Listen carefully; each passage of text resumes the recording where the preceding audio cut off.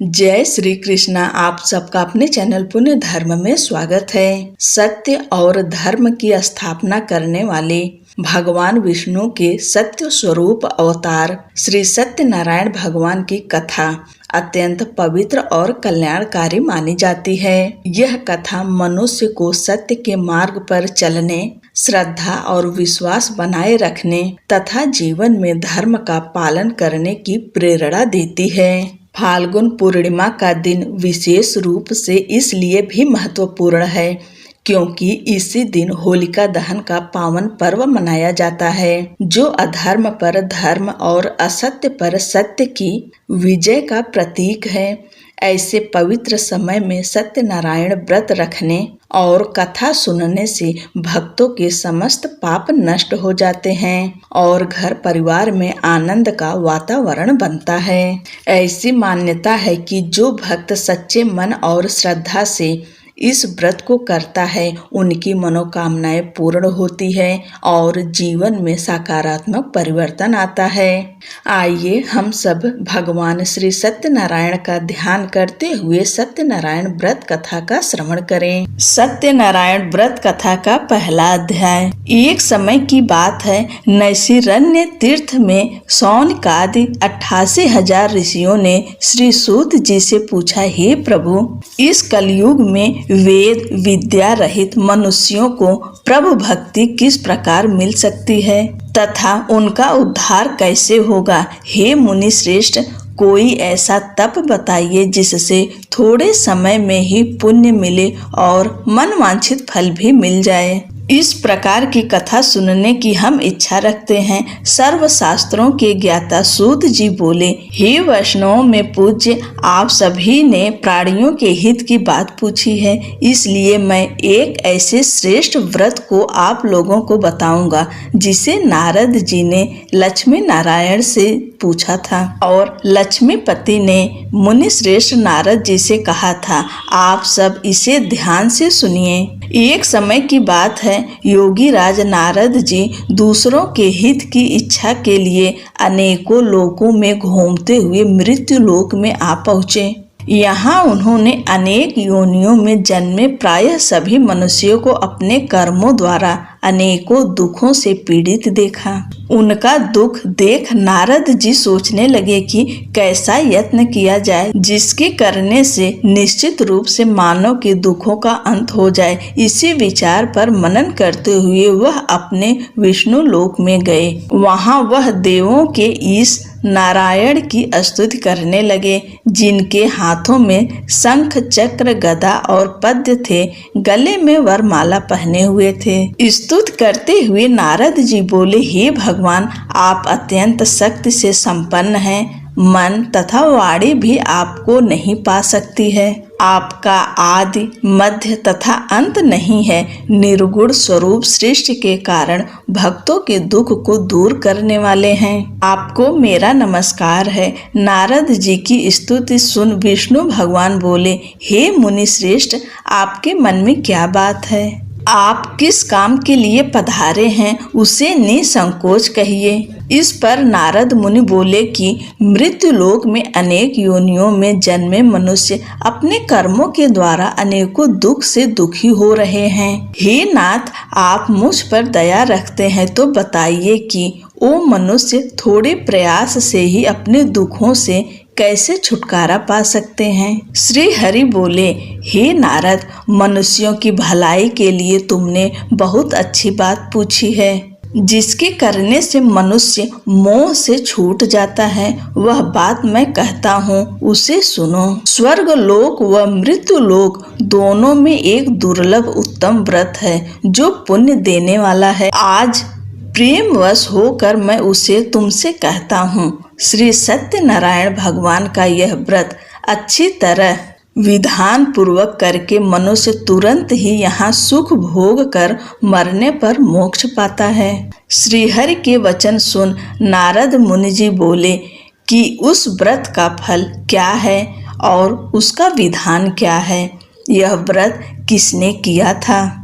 इस व्रत को किस दिन करना चाहिए, सभी कुछ विस्तार से बताएं। नारद की बात सुनकर भगवान श्री हरि बोले, दुख व शोक को दूर करने वाला यह सभी स्थानों पर विजय दिलाने वाला है। मानव को भक्ति व श्रद्धा के साथ शाम को श्री सत्यनारायण की पूजा धर्म परायण होकर ब्राह्मणों व बंधुओं के साथ करनी चाहिए। भक्ति भाव से ही नैवेद्य केले का फल, घी, दूध और गेहूं का आटा सवाया लें। गेहूं के स्थान पर साठी का आटा, शक्कर तथा गुड़ लेकर वह सभी भक्षण योग्य पदार्थों को मिलाकर भगवान को भोग लगाएं। ब्राह्मणों सहित बंधु बांधवों को भी भोजन कराएं, उसके बाद स्वयं भोजन करें। भजन कीर्तन के साथ भगवान की भक्ति में लीन हो जाएं। इस तरह से सत्यनारायण भगवान का यह व्रत करने पर मनुष्य की सारी इच्छाएं निश्चित रूप से पूरी होती है। इस कलिकाल अर्थात कलयुग में मृत्यु लोक में मोक्ष का यही एक सरल उपाय बताया गया है। श्री सत्यनारायण व्रत कथा का पहला अध्याय समाप्त हुआ। बोलिए श्री सत्यनारायण भगवान की जय। सत्यनारायण भगवान व्रत कथा का दूसरा अध्याय। सूत जी बोले, हे ऋषियों, जिसने पहले समय में इस व्रत को किया था उसका इतिहास कहता हूँ, ध्यान से सुनो। सुंदर काशीपुरी नगरी में एक अत्यंत निर्धन ब्राह्मण रहता था। भूख प्यास से परेशान वह धरती पर घूमता रहता था। ब्राह्मणों से प्रेम करने वाले भगवान ने एक दिन ब्राह्मण का वेश धारण कर उसके पास जाकर पूछा, हे विप्र, नित्य दुखी होकर तुम पृथ्वी पर क्यों घूमते हो? दीन ब्राह्मण बोला, मैं निर्धन ब्राह्मण हूँ, भिक्षा के लिए धरती पर घूमता हूँ। हे भगवान, यदि आप इसका कोई उपाय जानते हो तो बताइए। वृद्ध ब्राह्मण कहता है कि सत्यनारायण भगवान मनोवांछित फल देने वाले हैं, इसलिए तुम उनका पूजन करो। इसे करने से मनुष्य सभी दुखों से मुक्त हो जाता है। वृद्ध ब्राह्मण बनकर आए सत्यनारायण भगवान उस निर्धन ब्राह्मण को व्रत का सारा विधान बताकर अंतर्ध्यान हो गए।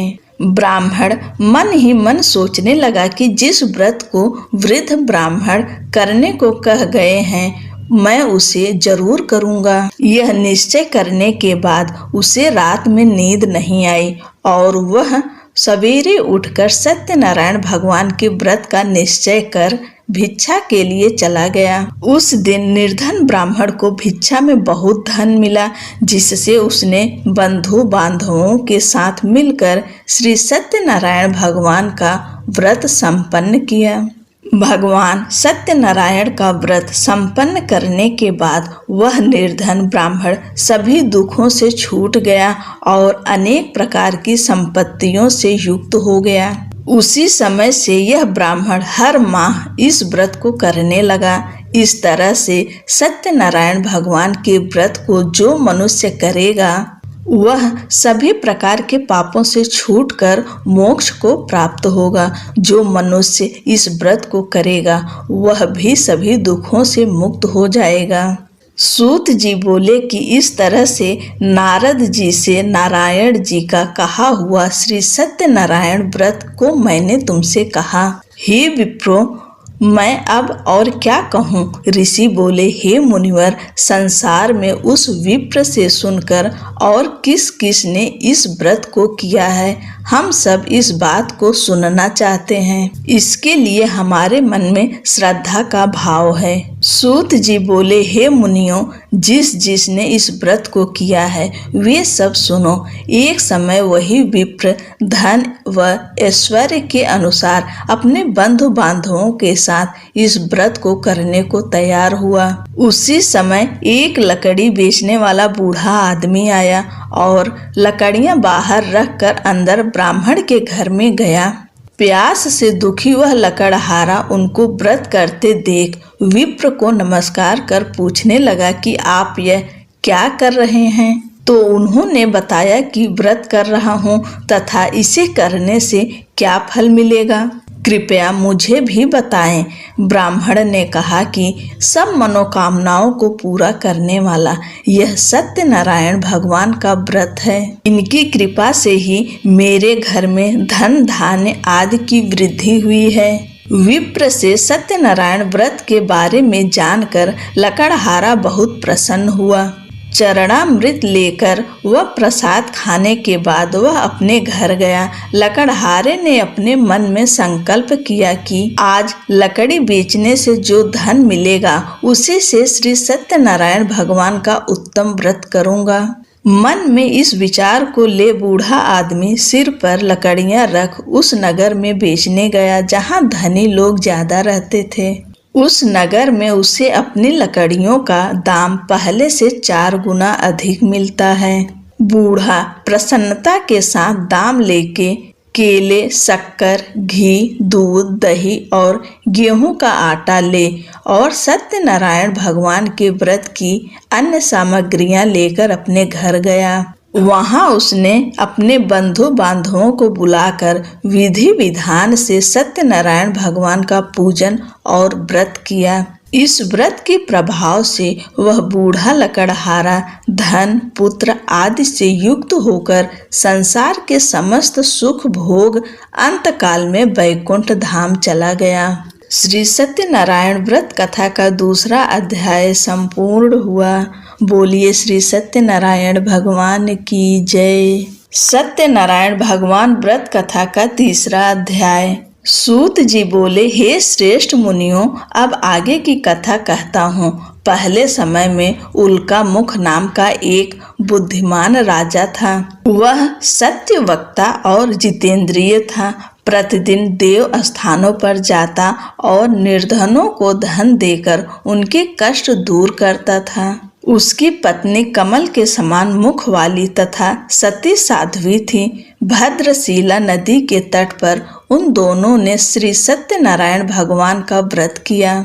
उसी समय साधु नाम का एक वैश्य आया। उसके पास व्यापार करने के लिए बहुत सा धन भी था। राजा को व्रत करते देखकर विनय के साथ पूछने लगा, हे राजन, भक्ति भाव से पूर्ण होकर आप यह क्या कर रहे हैं? मैं सुनने की इच्छा रखता हूँ, तो आप मुझे बताएं। राजा बोला, हे साधु, अपने बंधु बांधवों के साथ पुत्रादि की प्राप्ति के लिए यह महाशक्तिमान श्री सत्यनारायण भगवान का व्रत व पूजन कर रहा हूँ। राजा के ऐसे वचन सुनकर साधु आदर से बोला, हे राजन, मुझे इस व्रत का सारा विधान कहिए। आपके कथा अनुसार मैं भी इस व्रत को करूँगा। मेरी भी संतान नहीं है और इस व्रत को करने से निश्चित रूप से मुझे संतान की प्राप्ति होगी। राजा से व्रत का सारा विधान सुन व्यापार से निवृत्त हो वह अपने घर गया। साधु वैश्य ने अपनी पत्नी को संतान देने वाले इस व्रत का वर्णन कह सुनाया और कहा कि जब मेरी संतान होगी तब मैं इस व्रत को करूँगा। साधु ने इस तरह के वचन अपनी पत्नी लीलावती से कहे। एक दिन लीलावती पति के साथ आनंदित हो सांसारिक धर्म में प्रवृत्त होकर सत्यनारायण भगवान की कृपा से गर्भवती हो गई। 10वें महीने में उसे गर्भ से एक सुंदर कन्या ने जन्म लिया। दिनों दिन वह ऐसे बढ़ने लगी जैसे कि शुक्ल पक्ष का चंद्रमा बढ़ता है। माता पिता ने अपनी कन्या का नाम कलावती रखा। एक दिन लीलावती ने मीठे शब्दों में अपने पति को याद दिलाया कि आपने सत्यनारायण भगवान के जिस व्रत को करने का संकल्प किया था उसे करने का समय आ गया है। आप इस व्रत को करिए। साधु बोला कि हे प्रिय, इस व्रत को मैं उसके विवाह पर करूँगा। इस प्रकार अपनी पत्नी को आश्वासन देकर वह नगर को चला गया। कलावती पिता के घर में रह वृद्धि को प्राप्त हो गई। साधु ने एक बार नगर में अपनी कन्या को सखियों के साथ देखा तो तुरंत ही दूत को बुलाया और कहा कि मेरी कन्या के योग्य वर देख कर आओ। साधु की बात सुनकर दूत कंचन नगर में पहुंचा और वहां देखभाल कर लड़की से सुयोग्य वाणिक पुत्र को ले आया। सुयोग्य लड़के को देख साधु ने बंधु बांधवों को बुलाकर अपनी पुत्री का विवाह कर दिया। लेकिन दुर्भाग्य की बात ये कि साधु ने अभी भी श्री सत्यनारायण भगवान का व्रत नहीं किया। इस पर श्री भगवान क्रोधित हो गए और श्राप दिया कि साधु को अत्यधिक दुख मिले। अपने कार्य में कुशल साधु बनिया जमाई को लेकर समुद्र के पास स्थित होकर रत्नासारपुर नगर में गया। वहां जाकर दामाद ससुर दोनों मिलकर चंद्रकेतु राजा के नगर में व्यापार करने लगे। एक दिन भगवान सत्यनारायण की माया से एक चोर राजा का धन चुराकर भाग रहा था। उसने राजा के सिपाहियों को अपना पीछा करते देख चुराया हुआ धन वहां रख दिया जहां साधु अपने जमाई के साथ ठहरा हुआ था। राजा के सिपाहियों ने साधु वैश्य के पास राजा का धन पड़ा देखा तो वह ससुर जमाई दोनों को बांधकर प्रसन्नता से राजा के पास ले गए और कहा कि उन दोनों चोरों को हम पकड़ लाएं, आप आगे की कार्यवाही की आज्ञा दें। राजा की आज्ञा से उन दोनों को कठिन कारावास में डाल दिया गया और उनका सारा धन भी उनसे छीन लिया गया। श्री सत्यनारायण भगवान के श्राप से साधु की पत्नी भी बहुत दुखी हुई। घर में जो धन रखा था उसे चोर चुरा ले गए। शारीरिक तथा मानसिक पीड़ा व भूख प्यास से अति दुखी हो अन्न की चिंता में कलावती ने ब्राह्मण के घर गई। वहां उसने श्री सत्यनारायण भगवान व्रत होते देख फिर कथा भी सुनी। वह प्रसाद ग्रहण कर वह रात को घर वापस आई। माता ने कलावती से पूछा कि हे पुत्री, अब तक तुम कहाँ थी, तेरे मन में क्या है? कलावती ने अपने माता से कहा, हे माता, मैंने एक ब्राह्मण के घर में श्री सत्यनारायण भगवान का व्रत देखा है। कन्या के ऐसे वचन सुन लीलावती भगवान के पूजन की तैयारी करने लगी। लीलावती ने परिवार व बंधुओं सहित सत्यनारायण भगवान का पूजन किया और उनसे वर मांगा कि मेरे पति तथा जमाई शीघ्र घर आ जाएं। साथ ही यह भी प्रार्थना की हम सब का अपराध क्षमा करें। श्री सत्यनारायण भगवान इस व्रत से संतुष्ट हो गए और राजा चंद्रकेतु को सपने में दर्शन दे कहा कि हे राजन, तुम उन दोनों वैश्यों को छोड़ दो और तुमने उनका जो धन लिया है उसे वापस कर दो। अगर ऐसा नहीं किया तो मैं तुम्हारा धन, राज्य व संतान सभी को नष्ट कर दूंगा। राजा को यह सब कहकर वह अंतर्ध्यान हो गए। प्रातः काल सभा में राजा ने अपना सपना सुनाया। फिर बोले कि बड़े पुत्रों को कैद से मुक्त कर सभा में लाओ। दोनों ने आते ही राजा को प्रणाम किया। राजा मीठी वाणी में बोला, हे महानुभावों, भाग्यवश ऐसा कठिन दुख तुम्हें प्राप्त हुआ है, लेकिन अब तुम्हें कोई भय नहीं है। ऐसा कह राजा ने उन दोनों को नए वस्त्राभूषण भी पहनाए और जितना धन उनका लिया था उससे दुगुना धन वापस कर दिया। दोनों वैश्य अपने घर को चल दिए। श्री सत्यनारायण व्रत कथा का तीसरा अध्याय संपूर्ण हुआ। बोलिए श्री सत्यनारायण भगवान की जय। सत्यनारायण भगवान व्रत कथा का चौथा अध्याय। सूत जी बोले, वैश्य ने मंगलाचार कर अपनी यात्रा आरंभ की और अपने नगर की ओर चल दिए। उनके थोड़ी दूर जाने पर एक दंडी वेशधारी श्री सत्यनारायण ने उनसे पूछा, हे साधु, तेरी नाव में क्या है? अभिवाड़ी वड़िक हंसता हुआ बोला, हे दंडी, आप क्यों पूछते हो? क्या धन लेने की इच्छा है?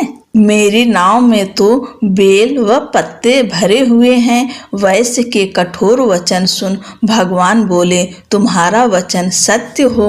दंडी ऐसे वचन कह वहां से दूर चले गए। कुछ दूर जाकर समुद्र के किनारे बैठ गए। दंडी के जाने के बाद साधु वैश्य ने नित्य क्रिया के पश्चात नाव को ऊंची उठते देखकर अचंभा माना और नाव में बेल पत्ते आदि देख वह मूर्छित हो जमीन पर गिर पड़ा। मूर्छा खुलने पर वह अत्यंत शोक में डूब गया तथा उसका दामाद बोला कि आप शोक न मनाएं, यह दंडी का शाप है, इसलिए हमें उनकी शरण में जाना चाहिए, तभी हमारी मनोकामना पूरी होगी। दामाद की बात सुनकर वह दंडी के पास पहुंचा और अत्यंत भक्ति भाव नमस्कार करके बोला, मैंने आपसे जो असत्य वचन कहे थे उनके लिए मुझे क्षमा करें। ऐसा कहकर महान शोकातुर हो रोने लगा।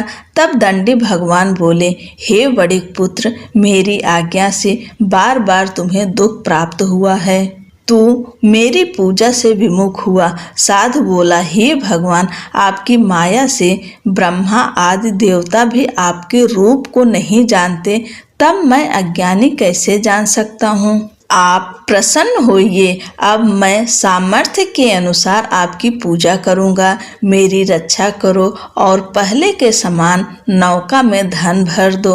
साधु वैश्य के भक्ति पूर्वक वचन सुनकर भगवान प्रसन्न हो गए और उसकी इच्छा अनुसार वरदान देकर अंतर्ध्यान हो गए। ससुर जमाई जब नाव पर आए तो नाव धन से भरी हुई थी। फिर वहीं अपने अन्य साथियों के साथ सत्यनारायण भगवान का पूजन कर अपने नगर को चल दिए। जब नगर के नजदीक पहुँचे तो दूत को घर पर खबर करने के लिए भेज दिया। दूत साधु की पत्नी को प्रणाम कर कहता है कि मालिक अपने दामाद सहित नगर के निकट आ गए हैं। दूत की बात सुन साधु की पत्नी लीलावती ने बड़े हर्ष के साथ सत्यनारायण भगवान का पूजन कर अपनी पुत्री कलावती से कहा कि मैं अपने पति के दर्शन को जाती हूँ, तू कार्य पूर्ण कर शीघ्र आ जा। माता के ऐसे वचन सुन कलावती जल्दी से प्रसाद छोड़ अपने पति के पास चली गई।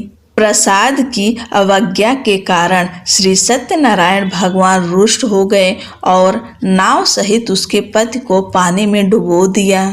कलावती अपने पति को वहां न पाकर रोती हुई जमीन पर गिर गई। नौका को डूबा हुआ देख वह कन्या को रोता देख साधु दुखी होकर बोला, हे प्रभु, मुझसे तथा मेरे परिवार से जो भूल हुई है उसे क्षमा करें। साधु के दीन वचन सुनकर श्री सत्यनारायण भगवान प्रसन्न हो गए और आकाशवाणी हुई, हे साधु, तेरी कन्या मेरे प्रसाद को छोड़कर आई है, इसलिए उसका पति अदृश्य हो गया है। यदि वह घर जाकर प्रसाद खाकर लौटती है तो इसे इसका पति अवश्य मिलेगा।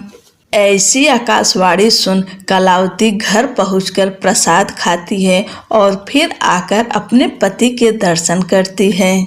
उसके बाद साधु अपने बंधु बांधवों सहित श्री सत्यनारायण भगवान का विधि विधान से पूजा करता है। इस लोक का सुख भोग कर अंत में स्वर्ग को जाता है। श्री सत्यनारायण व्रत कथा का चौथा अध्याय संपूर्ण हुआ। बोलिए श्री सत्यनारायण भगवान की जय। सत्यनारायण भगवान व्रत की कथा का 5वां अध्याय। सूत जी बोले, हे ऋषियों, मैं और भी एक कथा सुनाता हूँ, उसे भी ध्यान पूर्वक सुनो। प्रजा पालन में लीन तुंगध्वज नाम का एक राजा था। उसने भी भगवान का प्रसाद त्याग कर बहुत ही दुख सहन किया। एक बार वन में जाकर वन्य पशुओं को मारकर वह बड़ के पेड़ के नीचे आ गया। वहां उसने ग्वालों को भक्ति भाव से अपने बंधुओं सहित सत्यनारायण भगवान का पूजन करते देखा।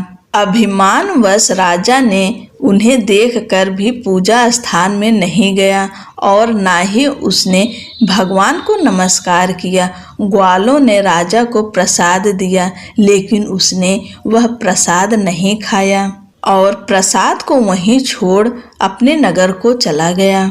जब वह नगर में पहुंचा तो वहां सब कुछ तहस नहस हुआ पाया, तो वह शीघ्र ही समझ गया कि यह सब भगवान ने ही किया है। वह दोबारा ग्वालों के पास पहुंचा और विधि पूर्वक पूजा करके प्रसाद खाया तो श्री सत्यनारायण भगवान की कृपा से सब कुछ पहले जैसा हो गया। दीर्घ काल तक सुख भोगने के बाद मरणोपरांत उसे स्वर्गलोक की प्राप्ति हुई। जो मनुष्य परम दुर्लभ इस व्रत को करेगा तो भगवान सत्यनारायण की अनुकंपा से उसे धन धान्य की प्राप्ति होगी। निर्धन धनी हो जाता है और भय मुक्त हो जीवन जीता है। संतानहीन मनुष्यों को संतान सुख मिलता है और सारे मनोरथ पूर्ण होने पर मानव अंत काल में वैकुंठ धाम को जाता है। सूत जी बोले, जिन्होंने पहले इस व्रत को किया है अब उनके दूसरे जन्म की कथा कहता हूँ।